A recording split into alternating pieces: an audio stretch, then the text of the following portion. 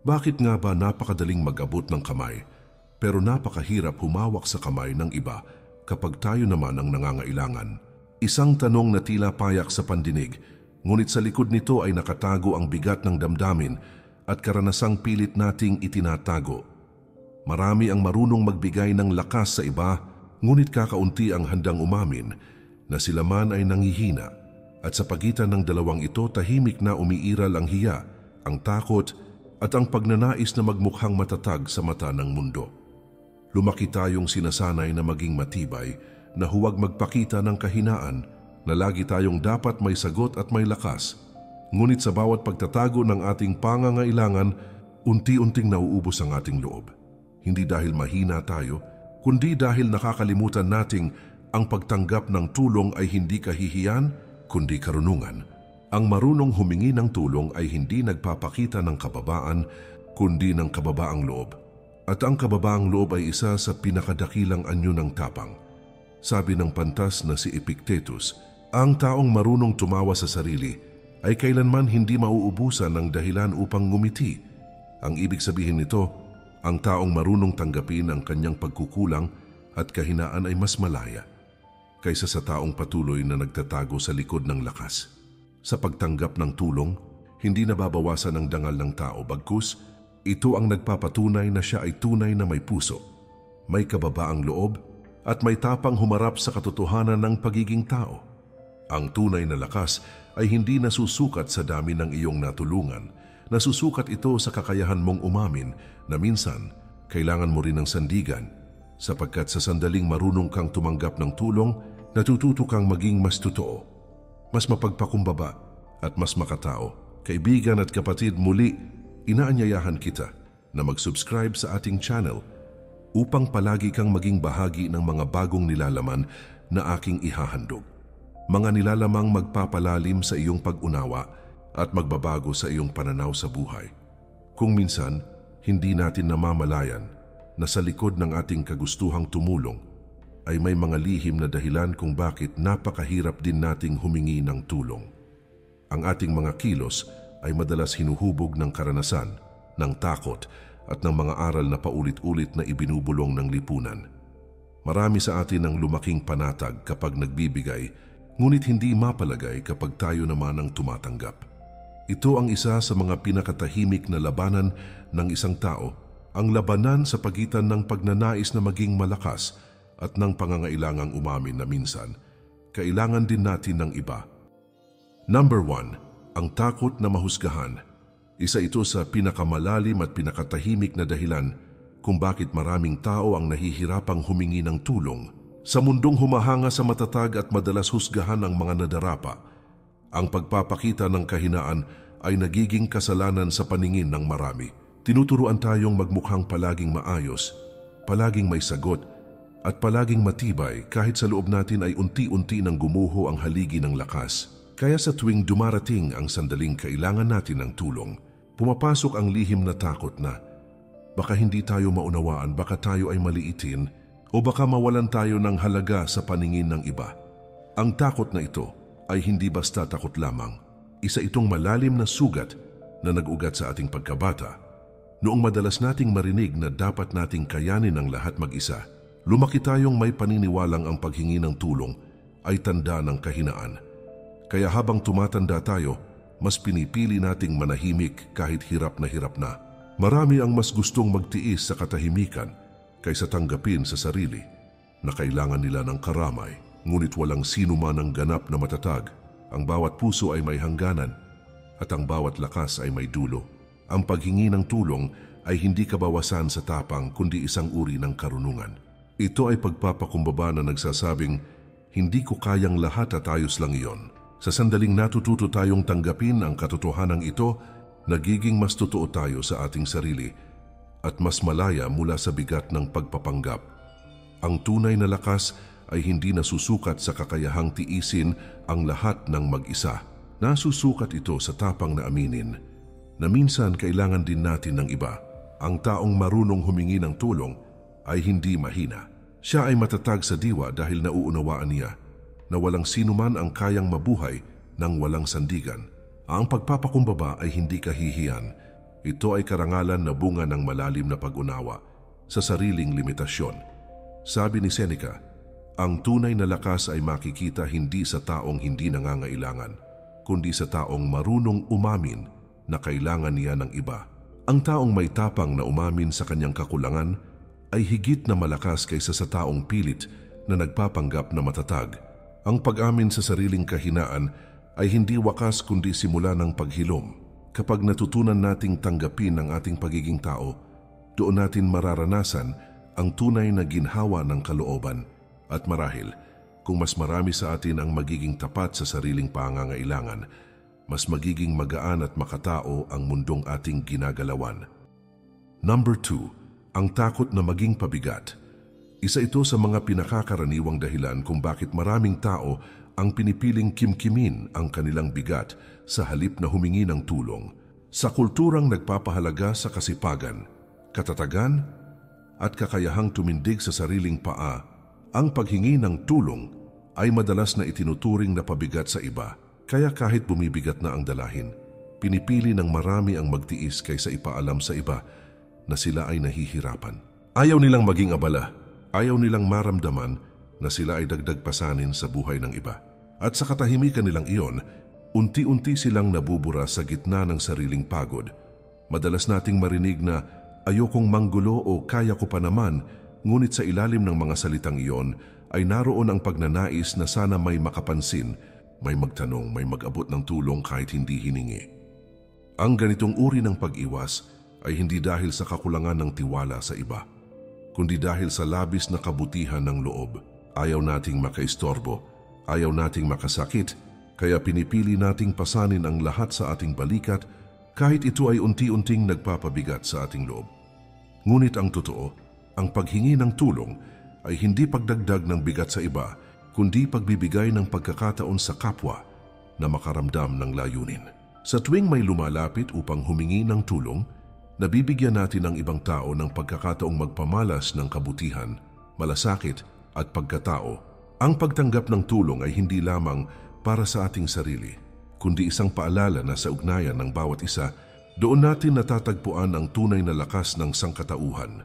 Ang taong marunong humingi ng tulong ay hindi pabigat. Siya ay tapat sa kanyang sarili at may tapang tanggapin na ang lakas ay hindi nasusukat sa kakayahang magtiis, kundi sa kakayahang magtiwala. Ang pagtitiwala ay isang anyo ng tapang at ang tapang ay laging ugat ng koneksyon. Sabi ni Marcus Aurelius, ang sinumang tumutulong ay tumatanggap din ng tulong sapagkat sa paggawa ng kabutihan, pareho silang tumitibay. Ang kahulugan nito ay malinaw. Ang pagtulong at ang pagtanggap ng tulong ay dalawang magkaibang mukha ng iisang kabutihan. Sa bawat pagkakataong tayo ay humihingi ng tulong, hindi natin binabawasan ang dangal ng sarili. Sa halip, pinalalalim natin ang ugnayan sa kapwa at pinapaalalahanan ng mundo na ang kabutihan ay umiikot, hindi nagwawakas. Ang takot na maging pabigat ay unti-unting mawawala kapag natutunan nating ang pagtanggap ay kasing halaga ng pagbibigay. Sa huli, lahat tayo ay magiging sandigan ng iba. At sa ibang araw tayo rin ay aasa sa mga kamay na minsan nating tinulungan. At doon mauunawaan natin na walang sino man ang tunay na pabigat sa mundong marunong magdamayan. Number 3, ang pagmamalaki at pagpapanggap na matatag. Isa sa mga pinakamatinding hadlang sa paghingi ng tulong ay ang pagmamataas na nagkukubli sa anyo ng lakas. Marami ang nasanay na maniwala na ang pagiging matatag ay nangangahulugang hindi kailanman dapat humingi ng saklolo. Kaya kahit dumaraan na sa unos, kahit dumudugo na ang loob, patuloy pa rin ang pagpapanggap na maayos ang lahat. Ang pagmamataas ay nagiging maskara na unti-unting dumidikit sa pagkatao hanggang sa tuluyang hindi na natin makilala kung sino pa nga ba tayo sa likod ng katatagan. Ang ganitong uri ng pagmamalaki ay madalas na ipinanganak mula sa takot na mawalan ng dangal. Takot na baka kapag humingi ng tulong, ay tingnan tayong mahina, walang kakayahan o walang direksyon sa buhay. Kaya pilit nating pinapatunayan sa mundo na kaya natin kahit minsan ay hindi na talaga natin kaya. Sa bawat araw na ginugugol sa pagpapanggap, mas lumalayo tayo sa sarili at mas nagiging mabigat ang katahimikan na ating dinadala. Ngunit ang tunay na matatag ay hindi ang taong hindi umiiyak o hindi humihingi ng tulong. Ang tunay na matatag ay yaong marunong yumuko kapag kinakailangan at muling bumangon ng may kababaang loob. Ang paghingi ng tulong ay hindi kabawasan sa tapang. Ito ay tanda ng malalim na pag-unawa sa sariling hangganan. Hindi kailangang ipakita sa mundo na palaging malakas, sapagkat may mga laban na hindi nasusuklian ng tapang lamang, kundi ng pagtanggap at pagkilala na may mga pagkakataong mas kailangan nating may kasama. Ang pagpapanggap na matatag ay parang paglalakad sa bagyo habang ngumingiti, habang sa loob ay unti-unting bumabagsak. Ang bawat ngiti ay nagiging maskara, at ang bawat maskara ay unti-unting pumapatay sa katotohanan ng ating damdamin. Ngunit kapag nagkaroon tayo ng tapang na hubarin ang maskarang iyon, doon natin makikita ang tunay na anyo ng lakas, isang lakas na hindi ipinapakita, kundi nararamdaman mula sa katapatan sa sarili. Sabi ni Epictetus, walang marangal sa taong nagkukunwaring hindi nasasaktan. Ang karangalan ay nasa kakayahang tanggapin ang sakit at patuloy pa ring kumilos ng may dignidad. Ang mga salitang ito ay paalala na ang pagpapanggap ay hindi kailanman daan tungo sa kapayapaan. Ang katotohanan, gaano man ito kasakit, ay palaging magiging mas magaan kaysa sa bigat ng pagkukunwari. Kaya kung minsan ay nararamdaman mong nauubos ka na, huwag mong ituring na kahinaan ang paglapit sa iba. Ang paghingi ng tulong ay isang uri ng tapang na hindi kayang gawin ng lahat. Sapagkat sa panahong ang mundo ay puno ng pagpapanggap, ang pagiging totoo ay isa ng uri ng revolusyon. Number 4. Ang kultura ng katahimikan at pagpaparaya. Isa sa mga ugat kung bakit mahirap humingi ng tulong ay ang kultura ng katahimikan na matagal nang nakatanim sa ating pagkatao. Sa loob ng tahanan, sa eskwelahan, at sa lipunang ating ginagalawan, madalas nating marinig na mas mabuting manahimik kaysa magsalita ng hinaing. Tinuturuan tayong tiisin, magparaya, at magpanggap na maayos ang lahat upang hindi makasakit o makagulo sa iba. Dahil dito, lumaki tayong may paniniwalang ang pagtitiis ay kabutihan at ang paghingi ng tulong ay tanda ng kahinaan. Ang ganitong kultura ay nagiging lason na tahimik na kumakain sa ating loob. Sa bawat pagkakataong pinipili nating manahimik, may bahagi ng ating sarili ang unti-unting nawawala. Pinipigilan natin ang damdamin, sinusupil ang pangangailangan, at kinukulong ang sarili sa loob ng katahimikan. Hanggang sa dumating ang punto na kahit may gustong makinig, nahihirapan na tayong magsalita. Ngunit ang katahimikan ay hindi laging kapayapaan. Minsan ito ay anyo ng pagod, takot o pagbitaw. Ang pagpaparaya ay hindi laging kabutihan, lalo na kung ito ay nagiging dahilan para mawala ang ating boses at makalimutan ang sariling halaga. Ang tunay na kabutihan ay marunong magsabi kapag sapat na at marunong humingi ng tulong bago tuluyang masira sa loob. Hindi kasalanan ng ipahayag ang nararamdaman, hindi kahinaan ang magsalita ng totoo, sapagkat ang mga salitang ibinubulong ng puso ay madalas siyang mismong lunas sa sugat na matagal na nating tinitiis. Kapag natutunan nating buksan ang ating bibig at aminin ang ating pangangailangan, hindi lamang tayo gumagaan, kundi nagiging tulay din tayo para sa iba na matutong magsalita ng kanilang pinagdaraanan. Sabi ni Seneca, ang taong marunong magsalita ng kanyang sakit ay kalahati ng gumaling. Ang katotohanan ay may kapangyarihang magpagaling, at ang pagbabahagi ng bigat ay hindi pagdudulot ng kahihiyan, kundi isang uri ng paglaya. Sa mundo kung saan maraming nagtatago sa likod ng katahimikan, ang paglapit at pagsasalita ay isa ng anyo ng katapangan. Kaya sa susunod na maramdaman mong mabigat ang lahat, huwag mong hayaang lunurin ka ng iyong sariling pananahimik. May mga taong handang makinig at may mga puso na hindi mo kailangang suklian, sapagkat ang pakikinig ay likas sa kabutihang tao. Sa ganitong paraan, unti-unti nating masisira ang pader ng kultura ng katahimikan at matututunan nating ang paghingi ng tulong ay hindi paglabag sa dangal kundi pagpapalaya sa kaluluwa. Number 5. Ang takot na maging kontrolado o utang na loob. Isa ito sa mga pinakamabigat na dahilan kung bakit maraming tao ang nag-aatubiling humingi ng tulong. Sa likod ng bawat pag-aalinlangan ay naroon ang takot na baka kapag tumanggap tayo ng kabutihan, ay kasunod nito ang pananagutan, pagkakautang o pagkakabihag sa loob ng utang na loob. Sa ating kultura, Ang pagtulong ay kadalasang may kasamang di nakikitang bigat, isang inaasahan na kung minsan ay higit pa sa mismong tulong na ibinigay. Kaya kahit kailangan na natin ng tulong, mas pinipili nating kayanin mag-isa kaysa maramdaman na may dapat tayong suklian o bayaran. Ang ganitong takot ay hindi laging dahil sa kawalan ng tiwala, kundi sa pagnanais na manatiling malaya. Ayaw nating maging pabigat, ngunit higit pa roon ayaw nating makaramdam ng pagkakagapos sa utang na loob. Ang ilang kabutihan, sa halip na magpagaan ng loob, ay nagiging tanikala kapag may kasamang pahiwatig ng kapalit. Kaya natutunan nating umiwas, manahimik, at magpanggap na kaya pa. Kahit sa loob ay tuluyan ng nauupos, ngunit hindi lahat ng tulong ay may kasamang kapalit. May mga taong tumutulong dahil likas sa kanila ang kabutihan. May mga kamay na umaabot hindi upang mag-utos, kundi upang umalalay.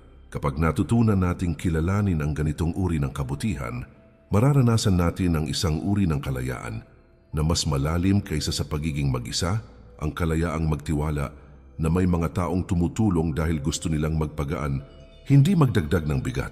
Ang tunay na utang na loob ay hindi kailangang bayaran sapagkat ito ay kabutihan na hindi nagtuturing ng kapalit. Ito ay ugnayan ng dalawang pusong marunong magbigay at marunong tumanggap, walang takot, walang utos, walang hinihintay na ganting pabor. Sa ganitong uri ng pag-unawa, nagiging daloy ang pagtulong at ang pagtanggap ay nagiging bahagi ng kabutihang umiikot sa lahat.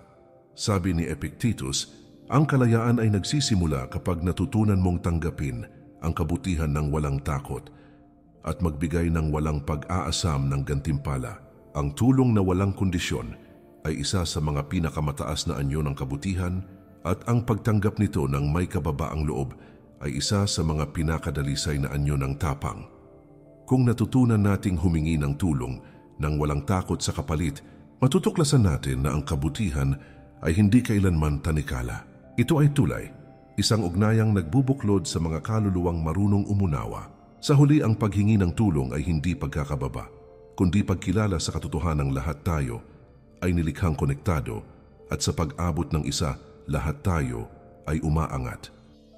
Number 6, ang paniniwala na kailangang laging malakas. Isa ito sa mga pinakamatinding ilusyon na itinanim sa ating isipan, ang paniniwalang dapat ay palaging matatag, palaging matapang, palaging may sagot sa lahat ng bagay. Sa lipunang tumitingala sa matibay at lumalayo sa marupok, natutunan nating itago ang pagod, itanggi ang sakit at ngumiti kahit ang loob ay wasak na. Marami ang lumaki sa ideyang ang pagiging malakas ay sukatan ng halaga. Kaya kapag dumating ang oras ng panghihina, tila kasalanan ang humingi ng tulong. Ang paniniwala na kailangang laging malakas ay nagiging pader na pumipigil sa atin na maramdaman ang kabuuan ng ating pagkatao. Dahil sa labis na pagnanais na magmukhang matatag, napuputol natin ang koneksyon sa ating tunay na sarili. Hindi na natin kilala kung kailan tayo pagod, kung kailan tayo nasasaktan, o kung kailan na natin kailangan ng yakap ng iba. Unti-unti tayong nagiging estatwa ng lakas, matibay sa labas ngunit unti-unting nababasag sa loob. Ngunit ang totoo, walang sino man ang laging matatag. Ang tibay ay hindi kawalan ng panghihina, kundi kakayahang bumangon sa gitna ng pagkadapa. Ang tunay na lakas ay hindi sa palaging pagtindig, kundi sa kakayahang aminin na minsan kailangan nating umupo at magpahinga. Ang paghingi ng tulong ay hindi pagbitaw sa tapang, ito ay pagyakap sa katotohanan na ang tao ay nilikhang nangangailangan ng kapwa. Ang mga pinakamatatag na nilalang ay hindi yaong walang luha, kundi yaong marunong umiyak, ngunit patuloy pa ring bumabangon, sapagkat ang luha ay hindi kahinaan, ito ay patunay ng pagiging totoo. At sa pag-amin ng ating panghihina, natatagpuan natin ang isang mas malalim na anyo ng lakas, ang lakas na tahimik, totoo, at walang pagpapanggap. Sabi ni Marcus Aurelius, ang lakas ng tao ay hindi nasusukat sa dami ng kanyang kinaya, kundi sa tapang niyang tanggapin ang sarili niyang kahinaan. Ang ganitong pananaw ay paalala na hindi kailangang patunayan ang lakas sa bawat sandali. Ang pagtanggap sa sarili, kasama ang lahat ng sugat, takot at pagod, ay isa sa pinakamalalim na anyo ng tapang. Kung matutunan nating yakapin ang ating mga sandali ng kahinaan, hindi na natin kailangang magpanggap na matatag sa lahat ng oras, Sa pagtanggap na minsan ay nadarapat tayo, doon natin mararanasan ang tunay na kalayaan. Sapagkat sa katotohanan tayo ay hindi palaging malakas, natatagpuan natin ang puwang para sa pag-unawa, pagdamay at paghilom. Number 7, ang takot sa pagtanggi o pagkawala ng tiwala ng iba. Isa ito sa mga pinakamasakit na dahilan kung bakit maraming tao ang nahihirapang humingi ng tulong. Nakatago sa likod ng pag-aalinlangan ng pangambang baka kapag nagsalita tayo, kapag nagbukas tayo ng damdamin, o kapag umamin tayo sa ating kahinaan, ay biglang lumayo ang mga taong dati ay nariyan. Ang takot sa pagtanggi ay parang tinig na bumubulong sa ating isipan na huwag nang magsalita, huwag nang lumapit at huwag nang umasa, sapagkat baka sa sandaling iyon, makita nila ang bahagi ng ating pagkataong pilit nating itinatago. Marami sa atin ang natutong magtiis dahil minsan na silang tinalikuran. Ang ilan ay nagtanim ng katahimikan dahil minsan nang sila ay humingi ng tulong, hindi sila pinakinggan o hindi sila pinaniniwalaan. Mula noon, natutunan nilang itago ang bigat sapagkat sa mundo kung saan madali kang husgahan, mas madali nang manahimik kaysa maramdaman muli ang sakit ng pagtanggi. Ngunit ang takot na ito, kapag hinayaan nating mamuno, ay unti-unting kumikitil sa ating kakayahang kumonekta. Hindi lahat ng tao ay tutugon sa ating panawagan. Totoo iyon, ngunit hindi rin lahat ay tatalikod. May mga puso na handang makinig, kahit hindi natin hingin. May mga kaluluwang marunong umunawa, kahit hindi natin maipaliwanag. At sila ang patunay na sa kabila ng mga pintuang sumasara, palaging may isa na mananatiling bukas. Ang pagtanggi ay bahagi ng buhay, ngunit hindi ito sukatan ng ating halaga. Ang pagkawala ng tiwala ng iba ay hindi kailangang maging dahilan upang mawala rin ang tiwala sa sarili. Ang tunay na lakas ay nakikita sa taong patuloy na lumalapit kahit minsan na siyang hindi pinakinggan, sapagkat ang puso na marunong magtiwala muli ay pusong hindi nagmamatigas, kundi pusong marunong magmahal kahit may takot. Sabi ni Seneca, ang taong marunong tumanggap ng pagtanggi ng may kapayapaan ay higit na malakas kaysa sa taong kailanman ay hindi nabigo. Ang karunungan ay hindi nasusukat sa dami ng beses na tinanggap, kundi sa kakayahang manatiling bukas kahit paulit-ulit na nasasaktan. Ang paghingi ng tulong, sa kabila ng posibilidad ng pagtanggi, ay isa sa mga pinakadalisay na anyo ng tapang. Kung minsan, kailangan nating tanggapin na hindi lahat ay mananatili, ngunit hindi rin ibig sabihin noon ay wala nang makikinig. Ang mundo ay malawak at sa dami ng tinig na mananahimik, may isa na tutugon sa ating hinaing. Kapag natutunan nating lumapit kahit may takot, doon natin matatagpuan ang tunay na kababaang loob. At ang kababaang loob na iyon ang magpapalaya sa atin mula sa tanikala ng pag-iisa. Number 8, ang paniniwala na dapat maging perpekto bago humingi ng tulong.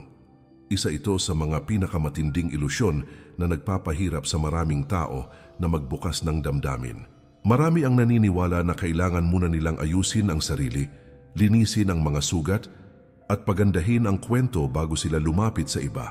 Para bang ang tulong ay karapat-dapat lamang ibigay sa taong mukhang maayos, marangal, at may direksyon sa buhay. Kaya kahit ang puso ay basag na, kahit ang isipan ay naliligaw na, pinipili pa rin ng marami na manahimik at maghintay hanggang sa maging perpekto sila sa paningin ng iba. Ngunit ang ganitong pag-iisip ay isang bitag na tahimik, ngunit mabangis, sapagkat walang sandali na tayo ay ganap na perpekto.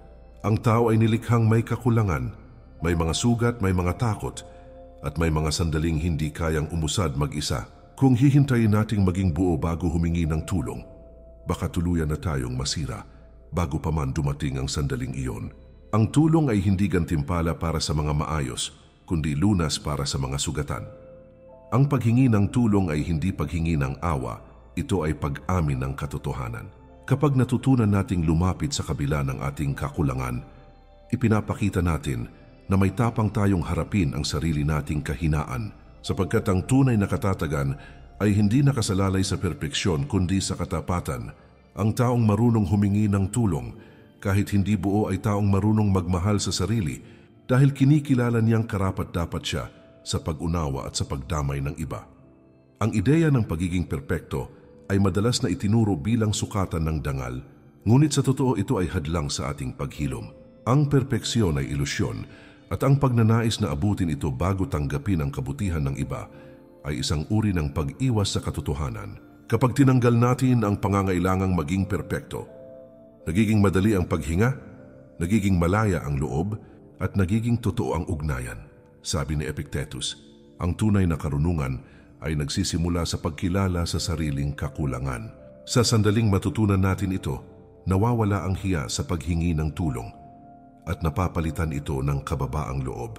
Sapagkat ang kababaang loob ay hindi pagsuko, ito ay pag-unawa na ang kabuuan ng tao ay hindi nasusukat sa kanyang kakayahang mag-isa, kundi sa kakayahang kumonekta sa iba. Kung minsan, kailangan nating yakapin ang ating pagkabasag upang makita ng iba kung saan nila tayo maaaring tulungan. Ang kagandahan ng tao ay hindi sa pagiging perpekto, kundi sa katapatan ng kanyang paglalakbay. Kapag humingi tayo ng tulong kahit hindi pa maayos ang lahat, iyon ang sandaling tunay tayong nagiging buo. Number 9, ang takot na mawala ang kontrol sa sariling buhay. Isa ito sa mga pinakamatinding dahilan kung bakit maraming tao ang nahihirapang humingi ng tulong. Sa panahong itinataas ang mga taong kayang tumindig mag-isa, ang paglapit sa iba ay tila pag-amin na hindi mo na kayang pamahalaan ang sarili mong buhay. Marami ang natatakot na baka sa sandaling humingi sila ng tulong, mawala sa kanilang mga kamay ang direksyon at maging parang pasahero sa sariling paglalakbay. Dahil dito, mas pinipili nilang pasanin ang lahat kaysa ibahagi ang bigat na kanilang dinadala. Ang takot na ito ay nagmumula sa pagnanais na manatiling may kontrol, isang likas na pangangailangan ng tao upang maramdaman ang kapanatagan.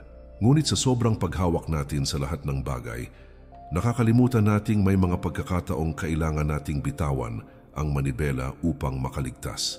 Ang labis na pagnanais na maging laging nasa kontrol ay unti-unting nagiging tanikala.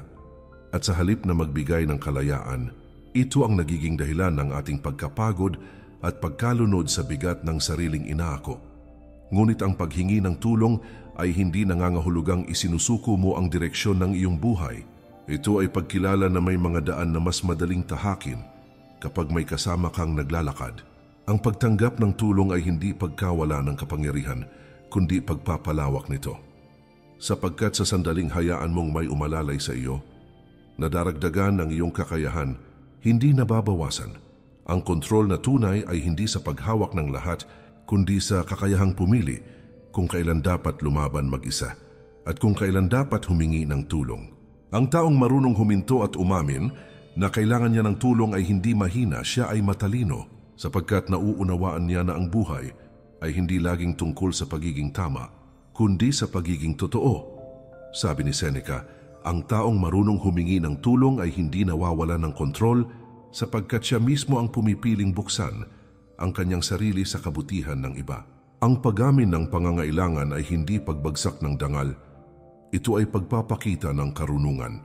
Sa bawat sandaling lumalapit tayo sa iba, pinapaalalahanan natin ang ating sarili na ang buhay ay hindi larangan ng pag-iisa, kundi isang paglalakbay ng pagkakaugnay. Kapag natutunan nating tanggapin na hindi sa lahat ng oras ay kaya nating pamahalaan ng lahat, doon nagsisimula ang tunay na kapayapaan. Ang pagpapakumbaba ay hindi pagbitaw sa kontrol. Ito ay pagyakap sa katotohanang ang kontrol ay may hangganan, ngunit ang kabutihan ng kapwa ay walang sukat. Sa paghingi ng tulong, hindi tayo humihina.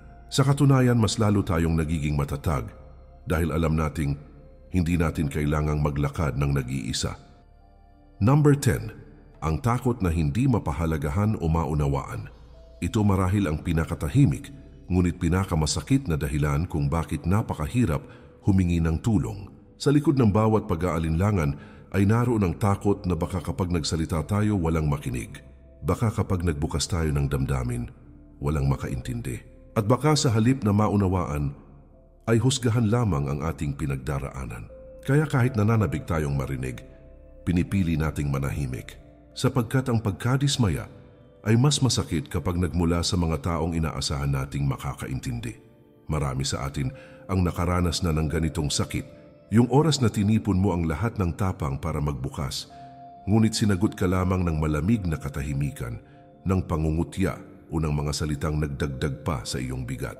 Mula noon, natutunan mong itago ang iyong sarili. Natutunan mong ngumiti kahit pagod ka na, magpatawa kahit malungkot at magmukhang maayos kahit durog na sa loob. Sapagkat sa isang mundong hindi marunong makinig, mas madaling magtago kaysa muling mabigo. Ngunit ang pag-unawa ay hindi laging nawawala. Minsan lang ay kailangan nating hanapin ito sa tamang tao. May mga puso na marunong makinig ng walang paghusga. May mga kaluluwang kayang tumingin sa iyong mga sugat at hindi lalayo. At kapag natagpuan mo sila, mauunawaan mong ang tulong ay hindi lamang ginhawa, kundi tahanan. Ang pagiging maunawaan ay isa sa mga pinakadalisay na anyo ng pag-ibig. At ito ang nagbibigay lakas sa mga pusong natutong matakot. Ang hindi mapahalagahan ay hindi nangangahulugang wala kang halaga. Ang hindi maunawaan ay hindi ibig sabihing mali ka. Minsan, kailangan mo lang ng taong marunong makinig, hindi ng taong magpapayo. Ang tunay na pakikinig ay hindi laging tungkol sa sagot, kundi sa presensya. Kapag may isang taong handang umupo sa tabi mo, kahit walang salitang binibitawan, iyon ay isa ng tulong na walang katumbas. Sabi ni Marcus Aurelius, ang pag-unawa ay pinakamatayog na anyo ng kabutihan, sapagkat sa pag-unawa, nagiging isa ang dalawang kaluluwa. Kapag natutunan nating makinig sa iba, natututo rin tayong tanggapin ang ating sariling pangangailangan. At sa sandaling iyon, nagiging mas madali na ring humingi ng tulong dahil alam nating may mga taong handang umunawa kahit hindi natin masabi ang lahat. Ang takot na hindi mapahalagahan o maunawaan ay mawawala lamang kapag natutunan nating hindi lahat ng tao ay kailangang makaintindi. Sapat na ang isa, sapagkat minsan ang isang taos pusong pag-unawa ay mas mabigat pa sa libong salitang walang laman. Sa huli, ang paghingi ng tulong ay hindi paghahanap ng simpatya kundi ng koneksyon. Isang paalala na sa mundong puno ng ingay, may mga puso pa ring handang makinig ng tahimik at doon muling mabubuo ang ating lakas. Naway naunawaan mong ang paghingi ng tulong ay hindi kahinaan kundi karunungan. Sapagkat sa bawat sandaling inaamin natin na hindi natin kayang mag-isa, doon natin muling natatagpuan ang tunay na lakas ng pagkatao. Ang pagtulong ay likas sa atin bilang tao, ngunit ang marunong tumanggap ng tulong ay isang mas mataas na anyo ng tapang. Ang tapang na harapin ang sarili at kilalanin na kahit ang pinakamalalakas ay nangangailangan din ng sandigan. Ang mundo ay puno ng mga taong tahimik na lumalaban, mga pusong pilit na matatag habang unti-unting nauubos sa loob. Ngunit kaibigan, hindi mo kailangang pasanin ang lahat. Ang bigat ng buhay ay hindi dinisenyo upang dalhin ng iisang balikat lamang. Ang tunay na ginhawa ay dumarating kapag natutunan nating ibahagi ang ating bigat at hayaang may ibang kamay na sumalo rito. Huwag kang matakot humingi ng tulong sapagkat ang paglapit sa iba ay tanda ng kababaang loob at pagtitiwala, dalawang birtud na siyang bumubuo sa kaluluwa ng matalino at matatag na tao. Ang tulong ay hindi laging hinihingi upang mailigtas ka, minsan ay hinihingi ito upang maalala mong hindi ka kailanman nag-iisa. Sabi ni Seneca, ang matalino ay hindi ang taong walang kailangan, kundi ang marunong tumanggap ng kabutihan ng iba ng may pasasalamat. Sa ganitong paraan, nagiging mas magaan ang paglalakbay at mas malinaw ang ating pag-unawa sa buhay na tayo ay hindi mga nilalang na dapat laging matatag, kundi mga nilalang na natutong umasa, magmahal at makinig. Kaibigan at kapatid, muli inaanyayahan kita na mag-subscribe sa ating channel para lagi kang updated sa mga bagong videos na aking gagawin at babago sa pananaw mo sa buhay. Sapagkat sa mundong puno ng ingay at pagod, ang tunay na karunungan ay nagmumula sa mga sandaling natututo tayong huminto, magnilay at tanggapin na ang pagiging tao ay hindi pagkukulang, kundi isang paanyaya para sa mas malalim na pag-unawa sa sarili at sa kapwa. Maraming salamat po. Mag-ingat po tayo palagi at kay Lord palagi ang papuri.